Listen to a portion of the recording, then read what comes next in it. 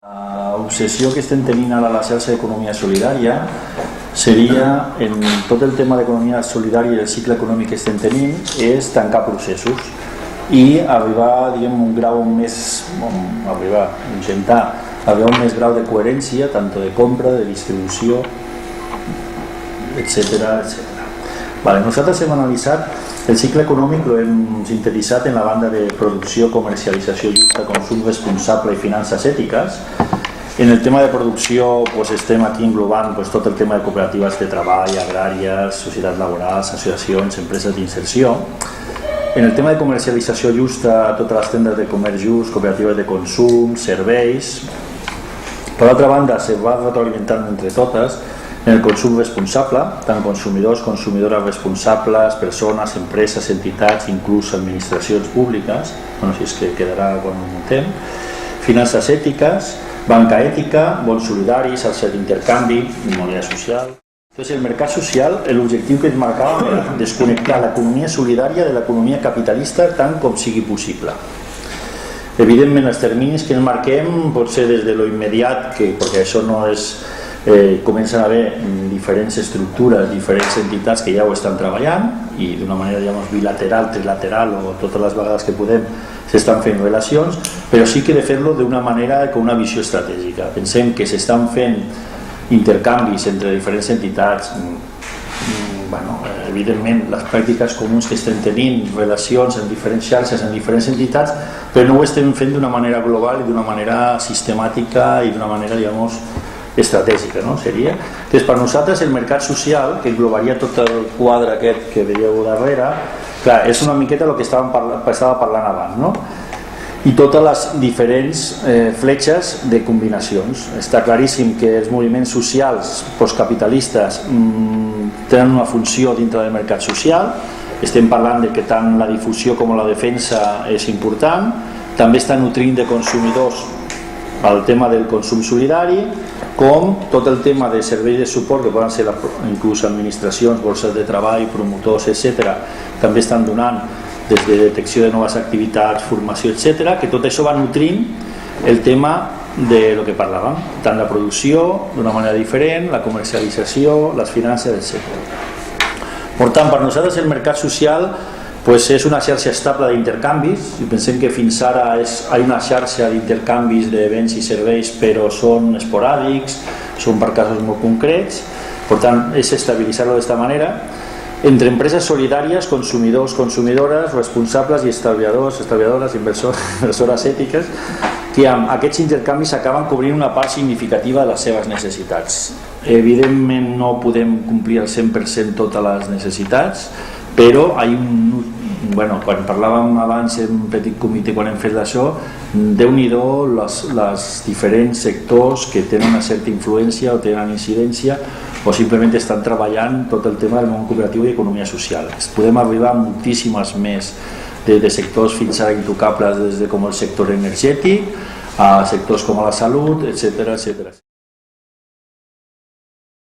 La conscienciació del sector, la moneda social, comercialitzadors i promotors de mercat social, els fons d'inversió col·lectiva orientats estratègicament, eines d'identificació i localització de l'economia solidària.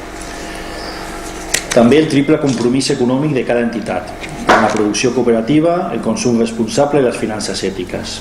El triple compromís econòmic, en aquest cas, de les persones d'aquestes mateixes entitats, producció cooperativa, consum responsable i finances ètiques, les organitzacions de segon grau, les cadenes productives d'economia solidària i el paper vertebrador de les pròpies entitats de finances ètiques que estan fent un gran paper.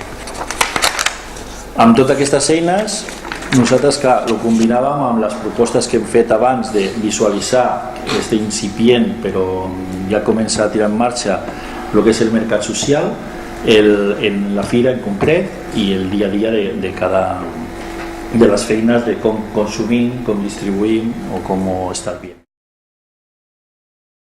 Nosaltres mateixos es veiem en l'obligació de dir busquem una eina que pugui cobrir el format de com estem fent les coses en les nostres entitats. En les nostres entitats, quan dèiem, encara que és una eina principalment per cooperatives, no vol dir que siguin només per cooperatives. En aquest cas, l'eina per nosaltres pot ser útil per qualsevol tipus d'entitat, en el sentit que és un qüestionari perquè us feu una idea, no sé si el mateix que a similitud del balanç econòmic reflecteix l'estat, la situació de manera més fidel possible, l'estat econòmic en el sentit crematístic d'una entitat. El balanç social seria la fotografia, la foto fixa de com està la situació d'aquesta entitat en temes com democràcia, en el tema d'equitat, en el tema de promoció del mercat social, etcétera, etcétera. Hay una serie de preguntas y al final te marcan unos indicadors que te están dient, marcat en un colorido, en un semàfor, el verd, àmbar i vermell. Posteriorment, depèn d'aquests indicadors que surten, des d'indicadors, des de com recolleixes els residus, de si estàs fent de dins de els proveïdors que tens, quants proveïdors són de l'economia social, d'aquests proveïdors quin percentatge és dintre de la facturació, perquè clar, això també és important, no? La qualitat i la quantitat de lo que puguem comprar.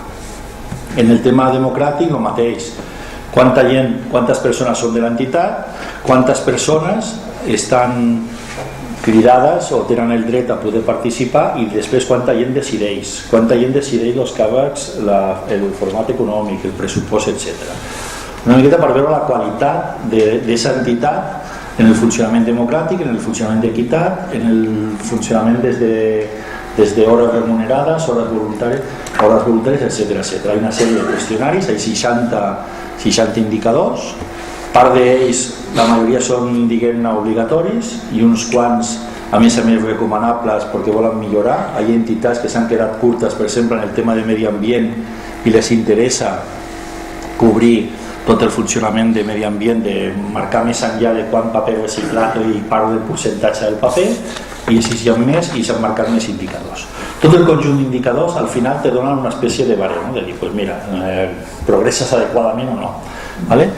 L'entitat aquesta, que fa l'autodiagnòstica aquesta, té una possibilitat de millora, de marcar-se uns objectius de millora i que tenen el procés, diguem ja que seria una auditoria social. O sigui, l'auditoria social seria una part més d'una fase més del procés que seria d'autodiagnòstic, pues una part seria l'auditoria social i es marca unes millores perquè considera que hi ha poques dones en càrrecs directius, entre cometes lo de directius o no, però llocs de gestió, etc.